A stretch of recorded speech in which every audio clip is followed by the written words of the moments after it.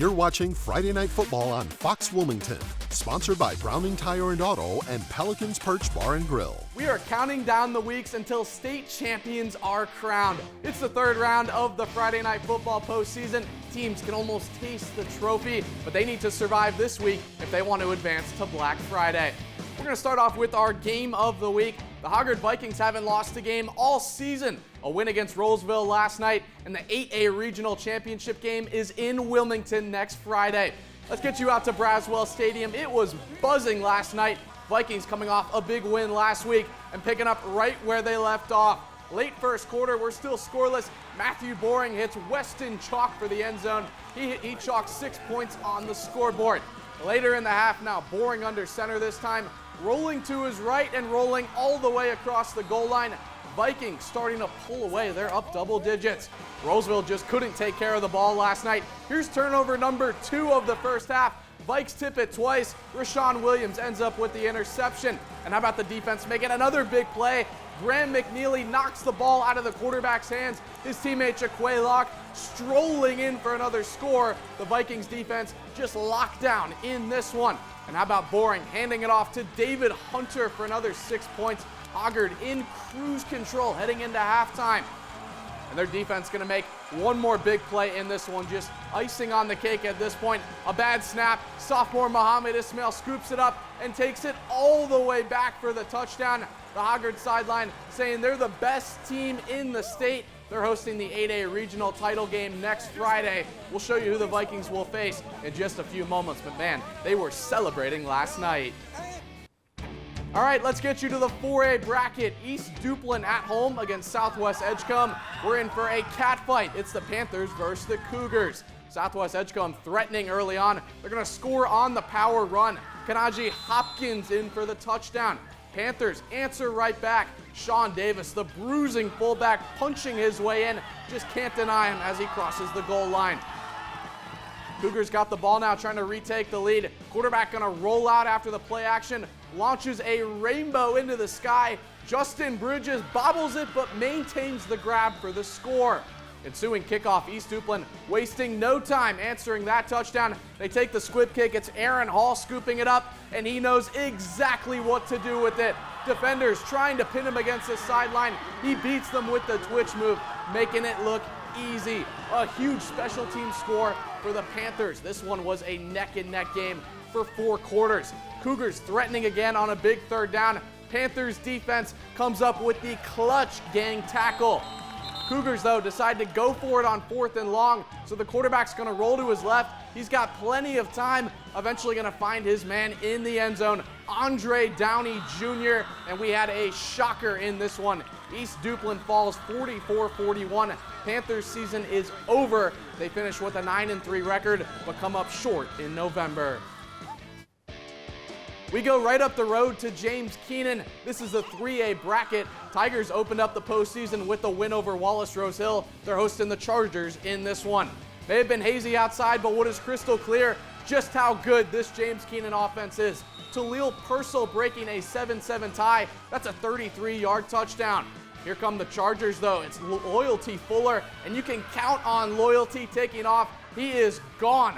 47 yards for the touchdown. Extra point blocked, so it's 14-13 Keenan. Now it's Jeremiah Hall bobbing and weaving his way until he sees daylight. 23 yards later, it's 21-13 James Keenan. After an interception, they're going on the ground again. A 4-yard touchdown, making it 27-13. Aiden Grifton not backing down. John Fields finds Kamani Nelson, high points the ball, and check out that OBJ one-hand grab for the touchdown. So 27-19 James Keenan. Tigers just couldn't stop scoring. Eli Avant hit Cito Zelaya hanging out on his own island. 33-19 Tigers. Just after halftime now, Purcell going untouched up the right side. A 10-yard touchdown. The Tigers scored touchdowns on their first 8 possessions of this ball game. That's hard to beat. They win it big, 54-26. For the second straight year, they're headed to round 4. Here's Eli Avant after the win. We knew it might be a shootout, so I said, we got to score every time we get the ball, and we luckily did. And in defense, they ended up settling in, got a bunch of stops, so it ended up working out good. Over on the bottom half of the 3A East bracket, Pender at home against Northeastern. Patriots looked sharp last week trying to keep that momentum going in this one. Eagles strike first. Zach Ishman floating one over to Tavon Bell. That's a 16-yard touchdown. Northeastern up 7-0. Pender with the answer. Zyquan Murphy slips by everyone. About 46 yards to the house. Pender cutting their deficit. It's a 7-6 ball game. Defense getting in on the action now. It's Murphy on the blitz with the tackle for loss. That forces a Northeastern field goal. Into the second quarter we go. Patriots fumble the handoff. Jermaine Deschelle picks it up and goes 70 yards through the fog. The scoop and score puts Northeastern up 24-6. The Pats just kept handing around their offense, making big plays all season long. They hand it off to Murphy. He gets bottled up at the line of scrimmage, doesn't hear a whistle, so he sneaks out the back door, goes 45 yards to keep Pender in this game.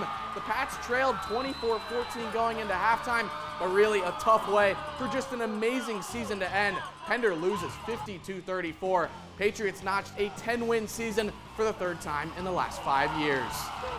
Some great action from round 3 so far, and we've still got another top seed at home and a school seeking a historic upset. We've got more Win or Go Home Friday Night Football coming for you after the break.